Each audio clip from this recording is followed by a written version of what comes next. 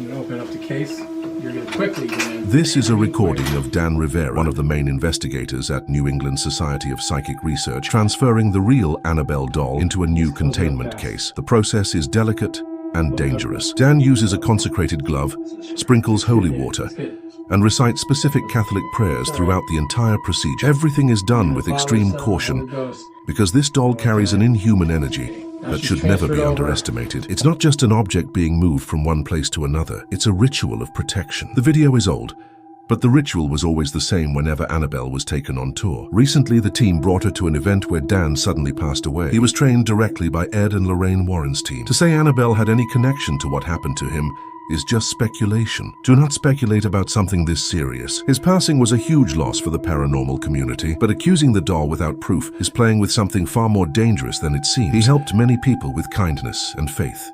Within the case itself, behind Annabelle, scribed into the walls, is the Lord's Prayer. Infused in the stain is holy water and holy oil. All that helps contain whatever is attached to Annabelle.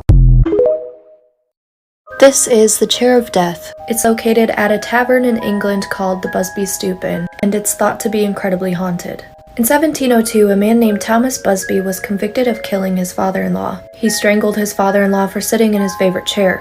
On his way to the gallows, Thomas asked to stop at the Busby Stoop Inn. When he did, he went inside and put a curse on his favorite chair, claiming that anyone who sat in it would be haunted and would die soon afterwards. The chair remained in the pub for centuries. During World War II, soldiers from a nearby base would dare each other to sit in it. That's when people started to notice that the soldiers who sat in the chair were the ones that never returned home from war. In 1967, 2 Air Force pilots sat in the chair, and on their drive back home they crashed into a tree and both of them died. A roofer who sat in the chair later died from a roof collapsing on him. The pub owner eventually moved it into the basement, but one day a delivery driver sat in the chair. An hour later, he crashed his truck and died. There are many more stories like this. It's now hung 5 feet off the ground so no one can sit in it. The World's Most Cursed Items, Part 8. Now this one seriously creeps me out, like I hate the look of this thing. This is the Swansea Devil statue located in Wales. This creepy thing has quite the story, beginning at the end of the 19th century. It all starts when they decided to rebuild the Swansea St. Mary's Church. The design was up for grabs, and one architect, Sir Arthur Blomfield, won the contract. The rebuild was complete in 1896, and it won almost universal acclaim. But one architect from the city felt overlooked, and he was seeking revenge. He actually bought the properties next to the church and turned them into offices. Atop one of his buildings, he placed the Swansea Devil statue staring right at the church. To the locals, he became known as Old Nick. The architect then proclaimed these words: "My devil will be able to leer and laugh, for at some future time he will see St. Mary's Church burn to the ground." And that is exactly what happened. During World War II, there was a bombing campaign and it destroyed St. Mary's Church. Amazingly though, the Swansea Devil and the building he was fixated on was untouched. He actually remained there until 1962 when the offices were demolished. It then seemingly vanished without a trace until the 1980s when it was found in an antique dealer's garage. As of 2019, he is now at the Swansea Museum. Whether the legend is true or not, the curators at the museum made sure to position him so he still faces the same church.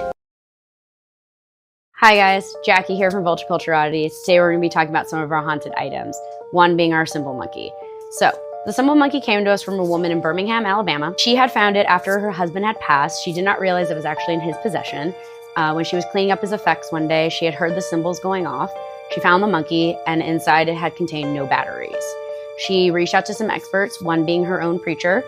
They had told her that there was a residual electricity left over from the last time it had batteries in it and not to worry. It then came into our possession, where she then used it on a movie called Happy Death Day. In the time that she has had it, it has only clapped twice without having batteries inside of it. It has frightened people to no end. Some of our employees are very scared to go over to the cabinet at all, and he does move around on his own. If you do want to come and learn more about it, we are doing a Beyond the Veil class where we will go over all of our haunted items in here, and maybe he'll clap for you.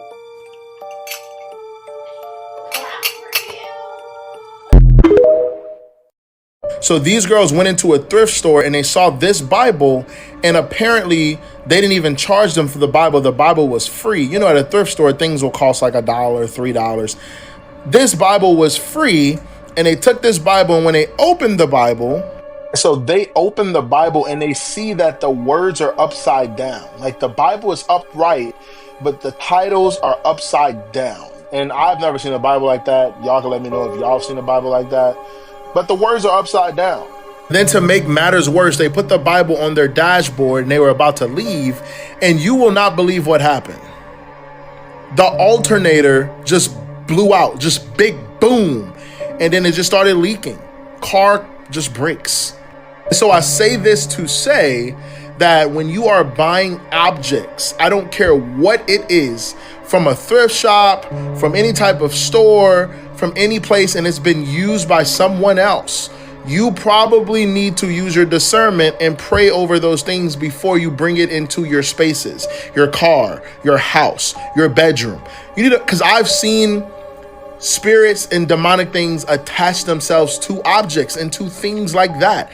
I've seen witches do things where they manipulate things that you may think are of God. Like a Bible, you wouldn't think that a witch can go and do something with, but they do. They go and they put little spells on it. They put little incantations on it, and you don't know it because it looks normal on the outside. But then when you open it up, you see things are weird on the inside.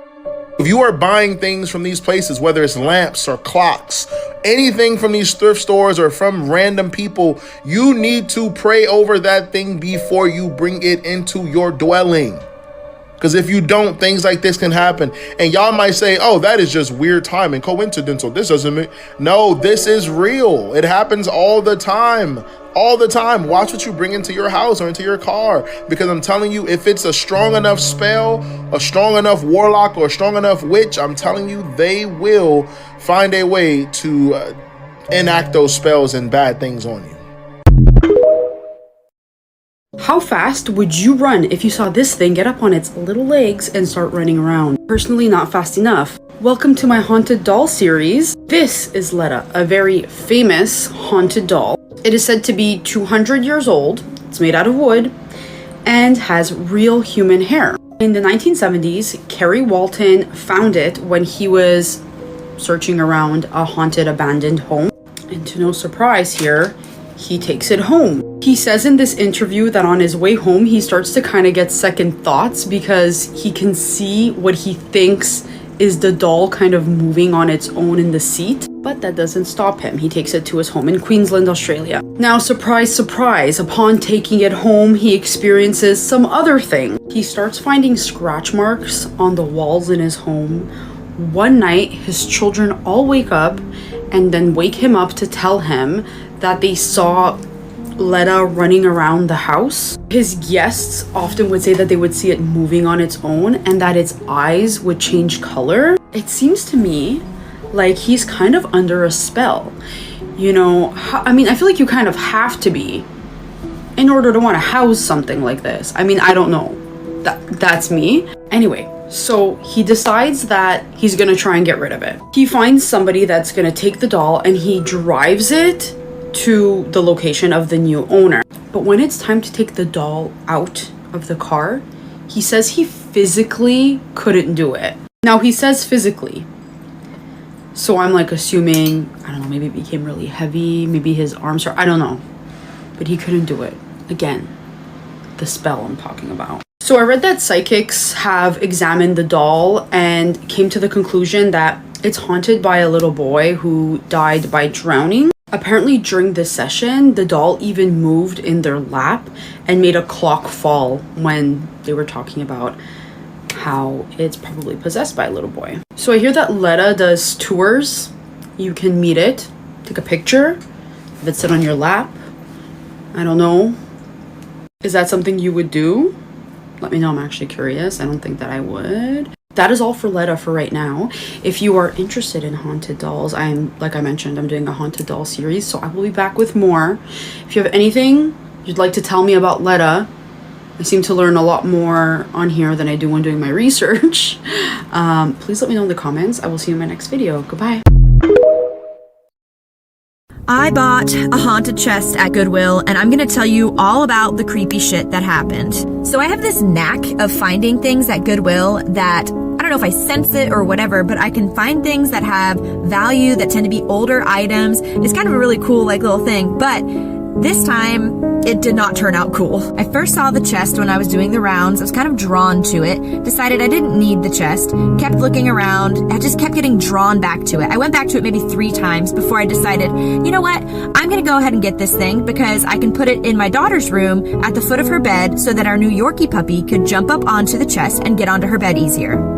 So I bring this thing home, and the first thing that happened, I'm at a meeting. My daughter calls me and tells me, Mom, the puppy won't stop barking, and this puppy never barked, never growled. She was the sweetest little cuddle bug, but for whatever reason, she was sitting on my daughter on the couch and would not let my daughter get up, and she was barking at one specific area in the house and growling menacingly, and it was freaking my daughter out. So she called me, and I said, it'll be fine, babe, it'll be fine.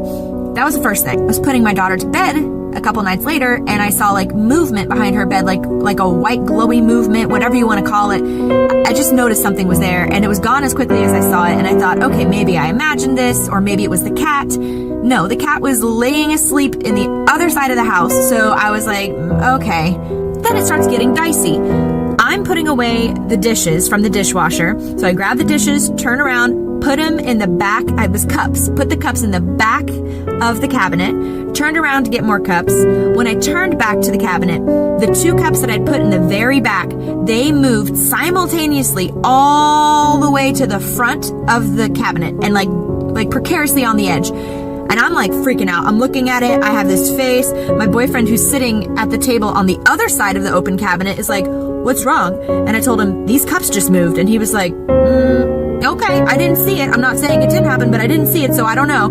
I was like, oh, I'm telling you, these cups just moved. So that was the next thing. Then I realized the puppy that I got the chest for will not go into my daughter's room. Even when I put her on the bed, she would dive right off and just hightail out of the room.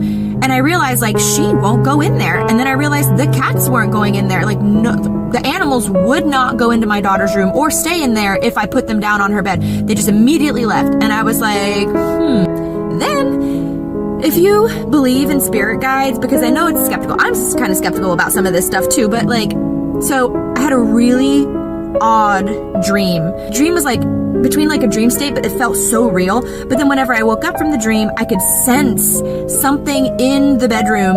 Like I could just sense something was there, and it was freaky. It was just like watching me, and I just okay, that was the next thing. Then I'm laying in bed. Boyfriend's across the house with his kids. Kenzie's in her room, and I'm laying in my bed, and I hear Mackenzie call me. Whole house is dark and quiet. I hear her call to me, kind of panicked. She's like, Mom, Mom. And I was like, Kenzie, what? And I'm listening for her, and nothing. I thought, okay, maybe she figured it out, whatever it is. So I go back to watching TV, and then I hear, like, panicked. I hear her, Mom, hurry, Mom! And I jump out of bed. I've got goosebumps right now. I jump out of bed. I rush across the house to her bedroom. I open her bedroom door. She is sitting in her bed, all lights on, headset on, giggling, talking to her friends. And she looks over at me. She's like, hey, what's up? And I was like, hey, did you call me? And she looks at me and she's like, no. She goes, are you okay? I was like, yeah, oh no, I'm fine. Like, don't want to freak her out, obviously. So I'm like, yeah, no, I'm fine. Sure, good night. So I go back to my room and I'm like, holy, what the fuck was that? Like, it made itself sound like my child in terror and in panic. And I reached out to a girlfriend who's much more into this kind of stuff. And she asked me if I had brought anything new into the house lately. And at first I had to think about it because I just was like, no, I don't think so. This has been almost 2 months at this point, right? And little things were just happening throughout. And finally I was like, oh my gosh, yes, I bought this chest. And I said, I haven't even put anything in it because the inside, when I opened it, something just fell off. And I was like, I don't know what I would even put in here. I'll show you. I mean, not exactly the most inviting, right? So girlfriend tells me to get that thing out of the house as soon as possible. Now, it's like 11 o'clock at night. I don't want to freak out the 3 kids and the boyfriend. So I'm like, okay, you know what? I'll wait till the morning and then I will remove this thing from my home. She said, get it as far away from the property as possible. I'm like, okay. So the next morning, I grab it out of her room and I start pulling it outside. And as I'm pulling this thing out of our house, I feel this heavy pressure on me. And I feel like I can't breathe, like I'm underwater, like you would if you were drowning and can't get breath. And the further and further I got from the house, it got heavier and heavier. Finally, I put it at the edge of the property, like right at the edge by the mailbox, because that's as far as I could go in the neighborhood. And I walk back into the house. The entire house feels lighter. And then the puppy comes around the corner, peeks into my daughter's room, perks up, and goes into her room and jumps on the bed. And I'm like, okay, all right. So I'm like, all right. So I told boyfriend, like, I put it down there. He's like, all right. Again, kind of skeptical, but, not discounting me, but it's nice, So I was like, okay. Later that night, I'm talking to my daughter in the living room and I feel like a wetness hit the back of my neck. And I'm like, oh my gosh. And I look, there's nothing behind me but wall, okay? I look, there's a slime on my fingers and I'm looking around like there's no leaks, there's nothing, there's no air conditioning vents, nothing, right? Okay, so I run to the front door and I look to see if the chest was still out by the yard. It was gone. And I'm like, oh, okay. I said, hey, babe, I think somebody came and got the chest. He says, no, I didn't want it to kill the grass, so I pulled it up on the driveway. It's up against the garage. So it was touching the house again. And I'm like, ugh. So I went outside, did the dragging again, felt the heaviness weighing down on me. I'm like, oh my God. So a couple days later, my parents come by. Chest is still way out there. My mom gets out of the car and she's like, oh, what's this thing? I'm like, don't touch it. Like, I was freaking out. Don't touch it. You don't need it. You don't want it. Trust me. So she was like, okay. And then later that day it was gone. So I don't know if somebody thought, ooh, curb alert, and took it, or because I don't know what to do with that thing. But yeah, it was gone and everything stopped happening in the house. The creepy stuff stopped. So does it get any creepier than this? This is Robert the Haunted Doll. In the early 1900s, Robert Eugene Otto, nicknamed Gene, was just a boy when his grandpa gifted him a strange straw-filled doll to play with. His grandpa bought the doll on a trip to Germany in 1904. The doll was life-size, so he named it Robert after himself and brought the doll everywhere. Not long after, Gene's family began noticing some strange things happening in their home. When they would walk past Gene's bedroom, they would often hear Gene in there having conversations with himself in two entirely different voices. Then Gene's parents began to wake up in the middle of the night to hear Gene screaming. They'd run in to find him terrified in bed with all the furniture in the room flipped upside down. The Ottos asked Gene what happened, and he would only say that Robert the doll did it. This continued on night after night, and soon the family began finding other dolls torn apart and other unexplained happenings in the home, and again, Gene would just say Robert did it. His parents didn't believe him until they themselves started hearing the eerie sound of giggling in the house when no one else was around. When they would follow the giggle sound, they would find Robert the doll.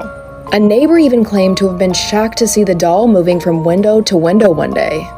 The family moved the doll to the attic, locked it in there where it remained for years. Years later, Gene inherited the home and moved back in and brought the doll back down with him. He went on to become a prominent artist, got married, and Gene's wife reportedly hated the doll and locked it back up in the attic. She reportedly later passed from, quote, insanity. Another report said that Gene himself passed with Robert the doll laying right by his side. Legend is the doll can move, change facial expressions, and makes giggling sounds. Are you kidding me? Word of Robert the doll spread, and he is now kept at Fort East Martello Museum in Key West, Florida. There he sits, 117 years old. At the museum, cameras and electronics strangely malfunction around him, and supposedly if you take his photo without asking, you'll be hexed. I remember hearing about Robert years ago. Creepy. Creepy. It's unknown what kind of store or person Robert was originally purchased from, but it makes you wonder where he came from.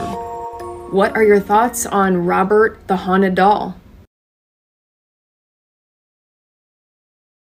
If If you think mirrors are low-key creepy, you are not alone in that fear. Around the world, for thousands of years, people have been terrified of mirrors, not because of how they reflect you, but what might be looking back at you. Have you ever seen a mirror covered after someone passes away? Yeah, it's so that their soul doesn't get trapped in the mirror. Certain religions do that. Feng Shui says never put a mirror at the end of your bed because your soul might get confused while you're asleep and wind up in the mirror. In ancient Greece, they used to use mirrors to contact the dead, and sometimes the dead spoke back. And that brings us to the demon mirror. The mirror so terrifying that the Vatican has to keep it locked underground in the secret archive. The demon mirror is claimed to be carved from obsidian, which is volcanic rock that the Aztecs used to use to summon their gods. The gag with the demon mirror is it doesn't summon anything, it shows you your death, or worse, it shows you your shadow self. They say this mirror whispers in Latin, cracks during blessings, and then heals itself overnight. One priest decided he was going to be Billy Badass and stand in front of the mirror alone. He left the room with his eyes bleeding, mumbling, "It knows my name," and he was never the same. The Vatican classifies the demon mirror as a Class 3 infernal object, and it's in a lead-lined vault with constant supervision.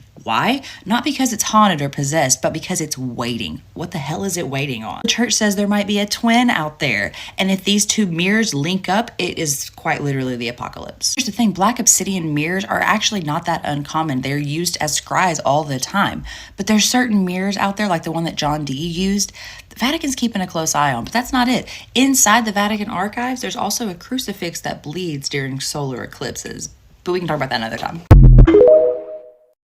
In Haxton, I live in Kirksville, Missouri. I'm the owner of the most haunted object in the world, known as the Dybbuk box. I feel that this object is so dangerous, I've kept it buried and away from people for 5 full years. The Dybbuk box was created by a Holocaust survivor as a way to deal with her grief and loss from the war. I'm digging this box up so that I can take it to Zach Bagans and bring back the original owner, Kevin Manis, who feels that the box may have been contributing to his mother's death. Between the three of us, we might be able to come to some answers and resolution about this haunted object. Oh my God. Please tell me that's a replica. Is this the Dybbuk box? This is today the most haunted item in the world. It's the Dybbuk box. Why am I already shaking? Please have a seat. It's been removed from Missouri in 12 years since it arrived. This is known as not only one of the most iconic haunted items in the world, but it's also known to be one of the most deadly.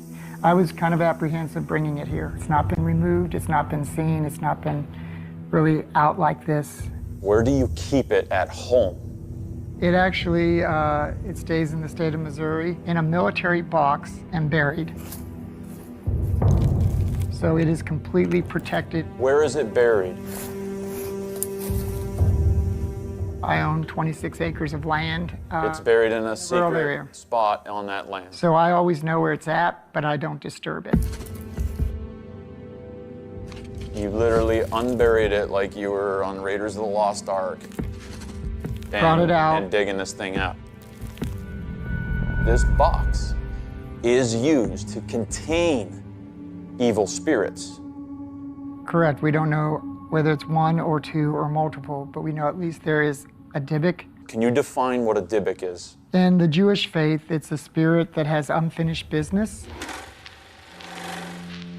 And so it cannot have peace, so it attaches, it cleaves. Possesses. It possesses a person to finish out whatever it didn't finish. So you have something living through you to finish its life. So I just got my first haunted doll story and I'm freaking out. Spooky story time. A follower named Kayla sent me the story and we're gonna call it The Haunted Doll. So Kayla says that she is an avid thrifter. She loves thrift stores, estate sales, yard sales, anything within that realm, she is game. She also says that she loves to collect porcelain dolls, similar to this one. So she went to an estate sale and she said that there was a few porcelain dolls. They were a little bit pricey, but she came across one that she could not say no to. For some reason, this doll was just calling her name. She checked the price, and although it wasn't an estate sale, it was $75.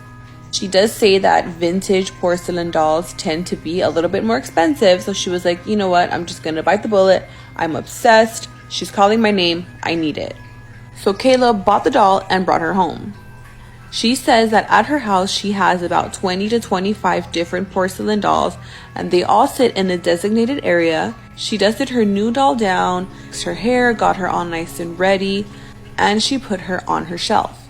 About 2 days later, things started to change. She said that her doll shelf was to the left in her living room. Her TV was straight ahead. She would watch TV, and out of nowhere, she could see a dark shadow just kind of like... She had never seen stuff like that, so she didn't think anything of it until it started to happen more often. She'd be coming from the kitchen to the living room, and again, from the corner of her eye, she could see a dark, black, just huge shadow standing right in the corner.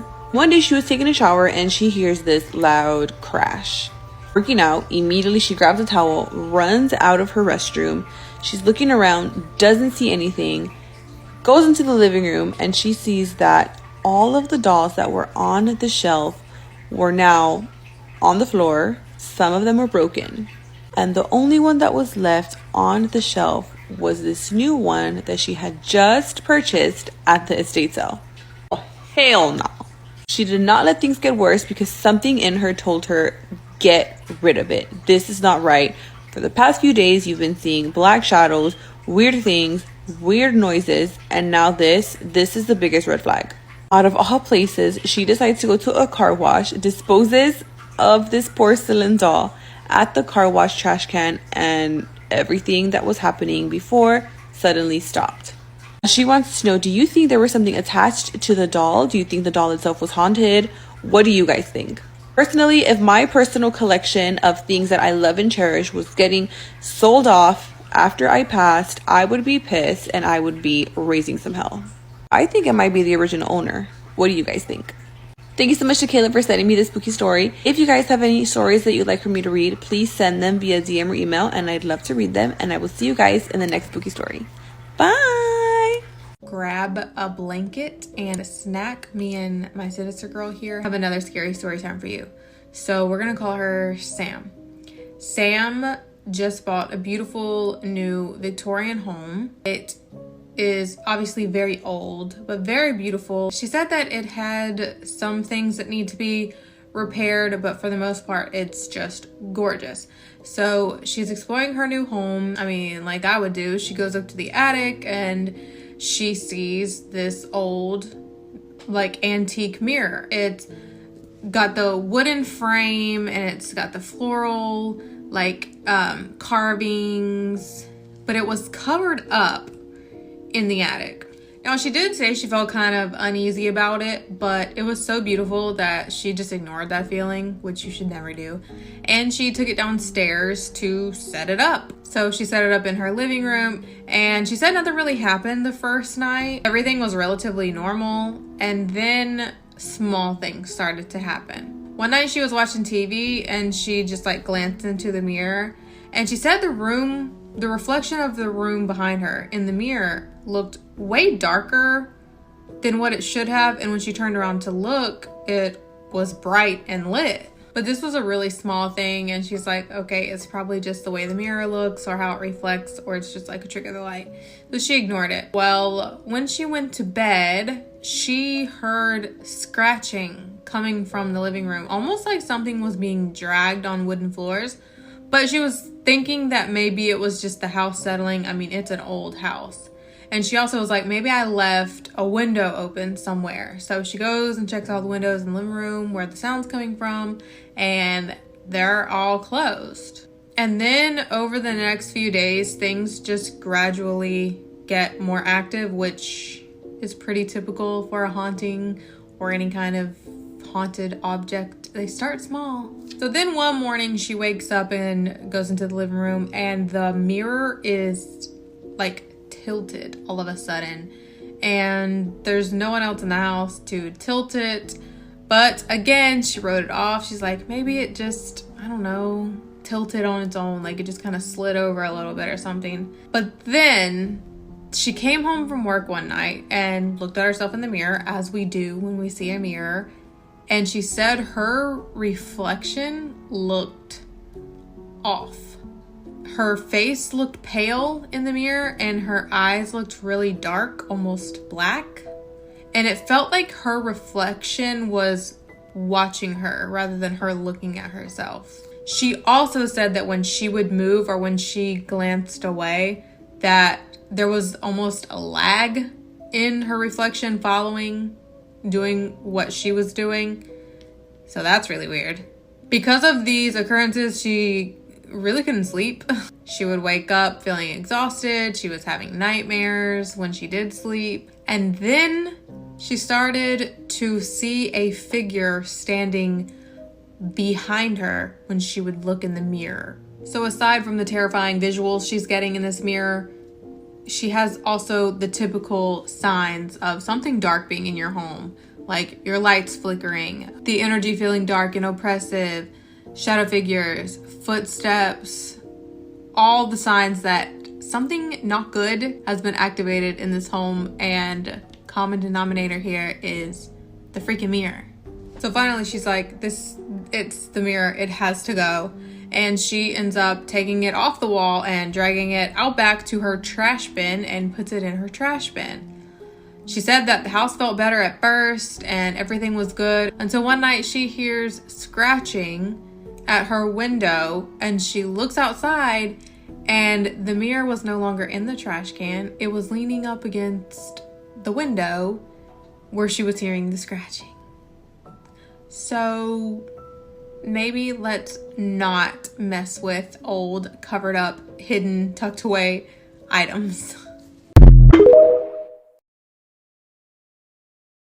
Never take an item from a stranger that you do not know. You never know what could be attached to it. The email that I got for tonight's True Scary Story is about just that, and it is terrifying, you guys. Tonight's submitter did want to remain anonymous, so we are going to call him Jay. So back in 2019, Jay had separated from his kid's mother and he was a supervisor for a moving company. They were at a client's house loading up their belongings during the day when the woman of the house approaches him and tells him, "Can you please get rid of all the stuff in the spare bedroom?" He then tells her, "I can't make any promises because of the room that I have in the box truck, but I will try." So he gets every other room in the house except for that one done, and he goes in there at the end and it's just a bed and a dresser. The dresser is filled with miscellaneous items. So he calls up the woman and he says, "Listen, I can take the dresser, I cannot take the bed, but the dresser is filled with items." She says, "Throw them all away. I don't want anything in that room. I want it all thrown out. If anyone sees anything that they want, they're more than welcome to it, but I want everything in that room gone." So him and his coworkers are cleaning out the drawers when he comes across a woman's Gucci watch. Now the watch didn't have any batteries, but being what it was, and since the woman did tell him that he could keep anything in the dresser, he put it in his bag. Now earlier in the day, he had been messaging back and forth from this woman that he knew from high school. They had both gone through really bad breakups, so she invited him over for dinner. So he agrees, he drives over there and he helps cook her dinner. Well, as soon as they're done with dinner, her 12-year-old daughter comes home from school activities and they sit down and they go to eat, and he notices something. He notices that the little girl has drawn on her wrist with an ink pen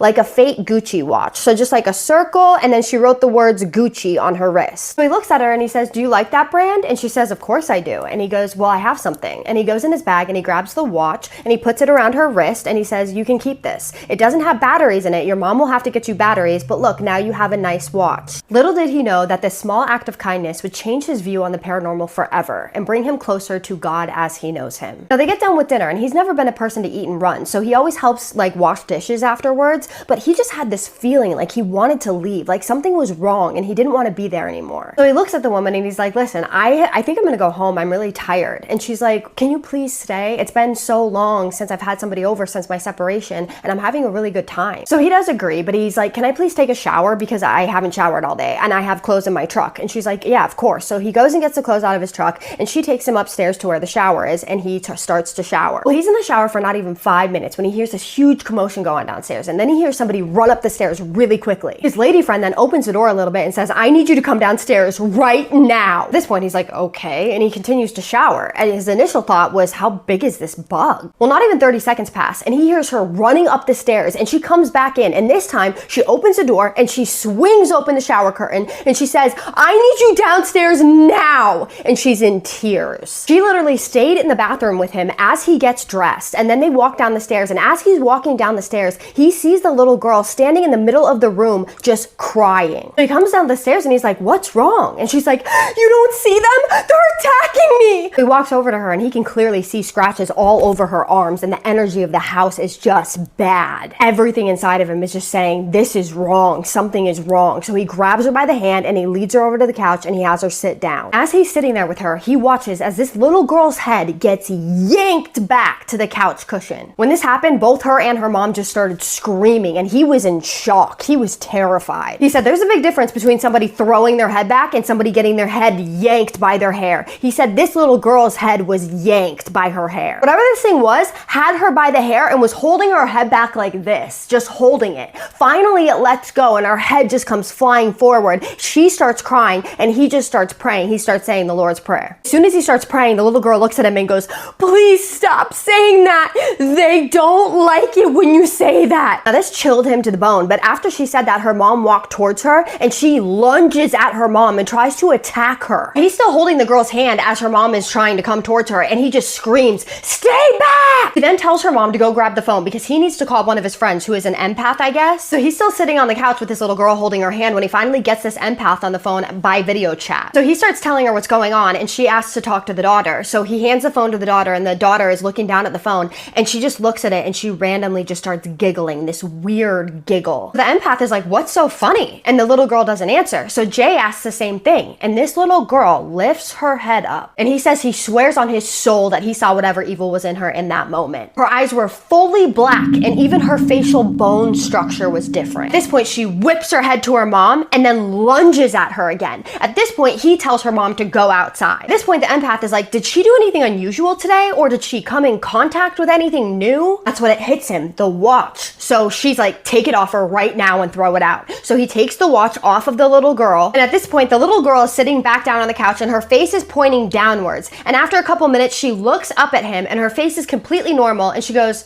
where's mom? So he just looks at her and he says, your mom is outside, she's gonna be right back. And she just looks at him completely normal and says, okay, I'm tired, I'm gonna go to bed now. She walks upstairs, she goes, flops on her bed and instantly falls asleep. He learned later that entities feed off our energy and that little girl was drained. So he ends up staying the night, and while they're in bed, they're talking about what just happened, her mom and him, and she swears to him that she has no mental illness whatsoever, no history of it at all, and he believes her based off of what he just saw. Now you may think it ends there. It does not. The next morning they get up and they get ready for work/school, and after he's done getting ready, he goes around the house and he says a protection prayer and he pours salt around the perimeter of the house because his empath friend told him to. He pours it on the windows and the ledges. That day he's thinking about what happened all day at work and he's trying to make sense of it. Well, later on in the day, she calls him and she's like, can you please come over and walk me inside of my house? I'm scared to enter the house. So they get inside the house, and every single place that he had laid the salt, there were hundreds, if not thousands of dead flies. It was impossible for there to be that many flies that time of year, and she did not have those flies there the night before. Well, they later got the house blessed and they started going to church, but her daughter will not talk about that night at all. And the little amount that she can get from her daughter, she says it's very blurry. Her mom ended up picking up that watch and throwing it outside in the dumpster. He went on to say that this situation changed him and that he knows that he experienced real evil. And he's not sure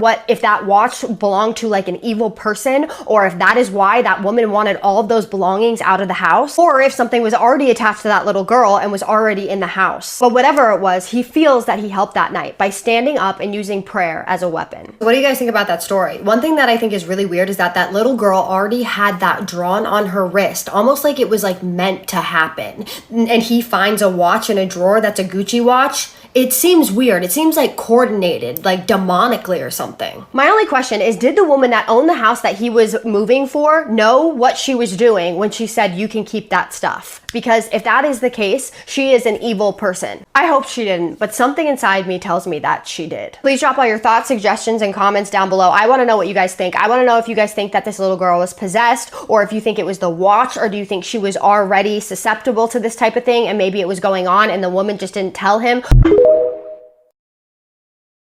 The World's Most Cursed Items, Part 4. This dress belonged to a young girl named Anna Baker. She came from a wealthy family and fell in love with a low-class iron worker. She had even purchased this dress for the wedding, but her father forbid the marriage. She refused to marry anybody else, so in 1914 she died, alone, bitter, and angry. The dress is located here at the Baker family mansion in Altoona, Pennsylvania. There has been numerous reports of the dress moving on its own, despite the fact that it's in an airtight case. Does Anna's lonely spirit inhabit this dress?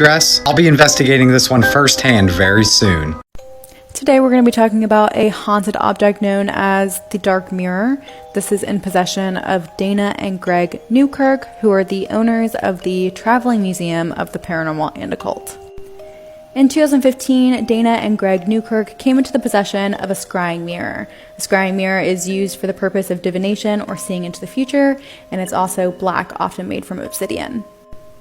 The mirror is said to be evil, as it had plagued another family with several hauntings. Regardless, they take it on the road almost immediately, and this is still June of 2015, so same month. And at their first exhibit, they tell the crowd that is gathered about the artifact and give them the option to touch and use it if they'd like, but to do so at their own risk. Now, one woman isn't shy, and she immediately grabs the mirror, rips the veil off of it, and looks into it for just about 30 seconds before her face turns into that of horror. And when Greg asks her, "What did you see?" she says, "I saw my own decomposing corpse." That is a dark mirror. And that is how the mirror got its name, sticks around to this day.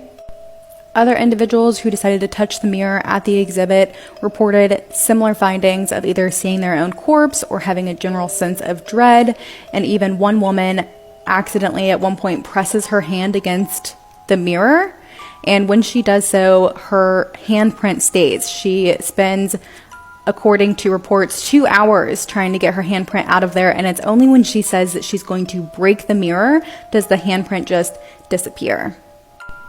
A month later, they take the mirror on the road again, and before the exhibit even begins, a woman looks into it and describes seeing herself whispering back to her, even though everyone standing around didn't see her mouth moving. During the exhibit itself, they still get a lot of the same reports, as well as people saying they see themselves aging 40 years in the mirror.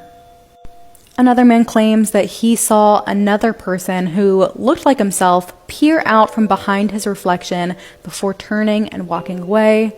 Others reported the taste of blood in their mouth, and the list really goes on and on. If you're interested in hearing more about this, you can check out our most recent episode. Like and follow for more. The World's Most Cursed Items, Part 1. This is the Hope Diamond, originating from the Kolar mine in India, weighing in at over 45 carats. One of the earliest purchase records of the diamond is 1666, and this diamond has quite a dark history. Over a dozen people who have owned or touched the diamond met a tragic end. Some include suicides, massacres, murders, even being mauled by wild dogs. Do you think its value is worth the risk? My hunting began soon after I moved into my new house. A puppet doll was left on my porch. I found bones inside of her, and soon after she moved on her own. I then received another doll, named Emily. She came with coordinates, which led to bones in a glass bottle. Then, the first doll, Abigail, seemed to be floating by herself, so I quickly got rid of her. More things kept happening. I found animal bones in my yard. I started getting creepy emails from unknown senders. An account started stalking me and posting disturbing videos. I found multiple hidden doors in my house with items the owners previous had left behind. I also found multiple spell jars in my basement, which all seemed to break on their own. I was led to this doll by another set of coordinates, and I did not take her. I also found a bunch of pictures in my basement, more spell jars, and books. This book had Morse code and human hair. I found more things in my basement, like symbols and another photograph of a group of women. I was also able to decode the Morse code that was found in the book. The worst thing was somebody started coming to my house and stalking me. I ended up bringing Abigail back because I feel like she wants my help. I did have to get rid of Emily, though, for reasons I really don't feel like talking about. I started to get more footage of the person who was leaving things on my porch. He left me this. The stalker account posted about October 21st. Our cameras caught this in the backyard, if you look closely by the tree. They also left a pile of deceased birds in my garden. And then the creepy account disappeared.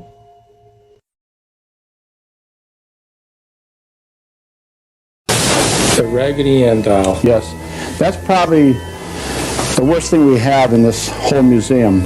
That Raggedy Ann doll was given to a nurse in 1970 by her mother as a Christmas present. But as most girls do, even 28 years old, she would take the doll to bed with her, wrap her arm around and go to sleep. I'd do the same thing with a pillow. But then she started taking it to the breakfast nook where the arms one morning went onto the table.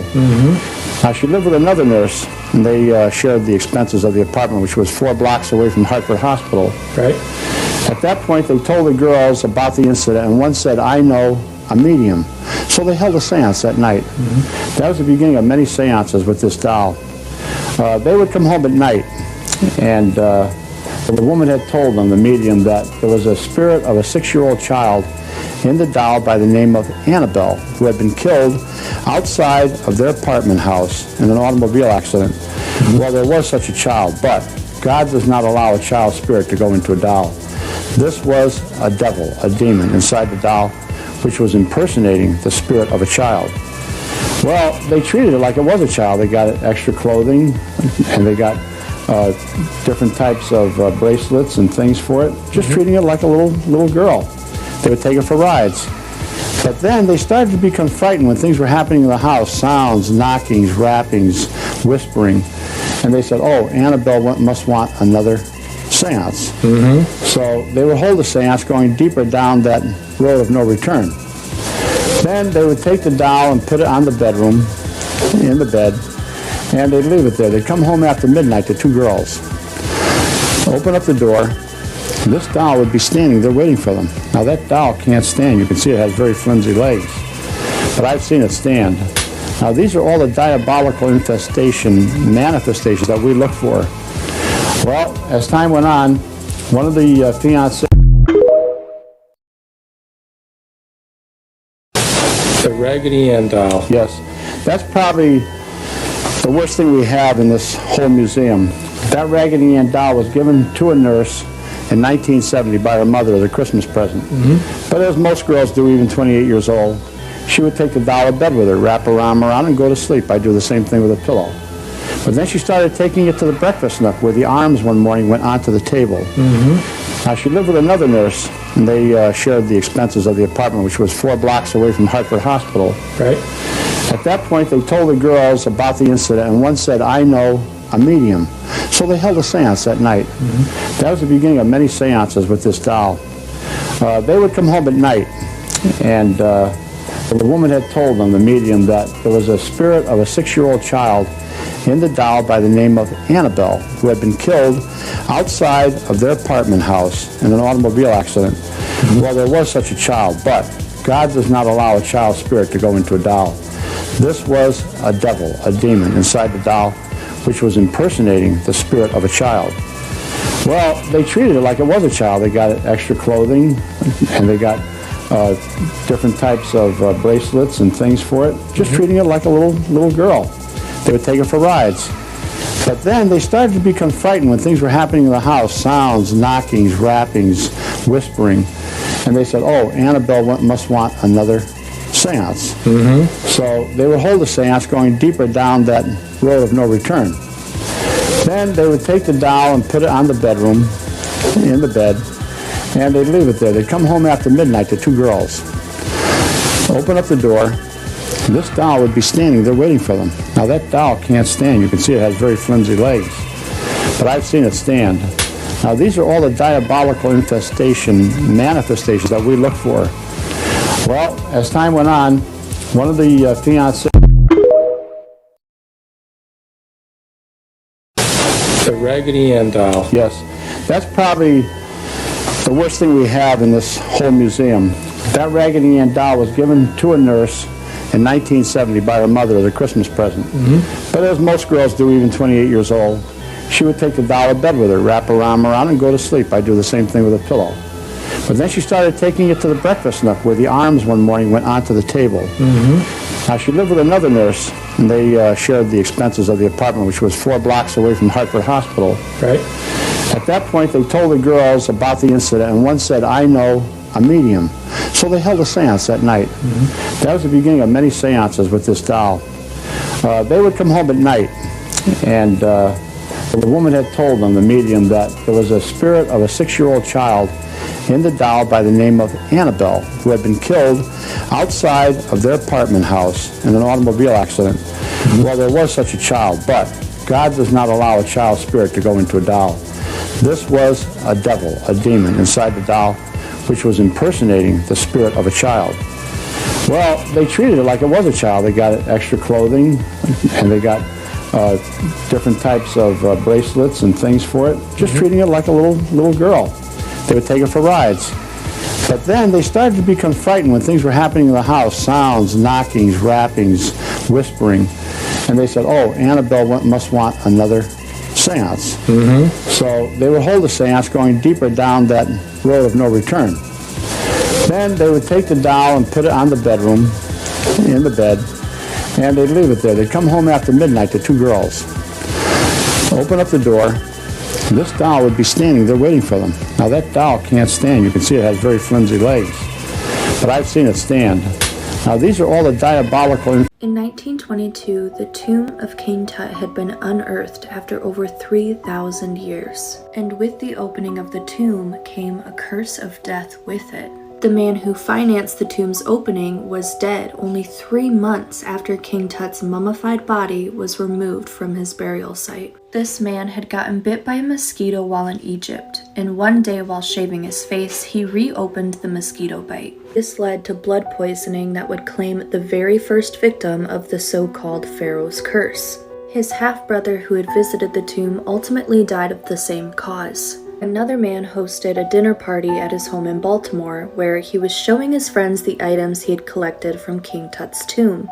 30 minutes after his guests had left for the evening, his house suddenly went up in flames. He could have escaped the fire, but in desperation to save the manuscript he had been working on, he went back inside and never came out. The name of the manuscript he was trying to save? The Egyptian Book of the Dead. Another man unalived himself, but not before writing a note that said, "I have succumbed to a curse which forces me to disappear."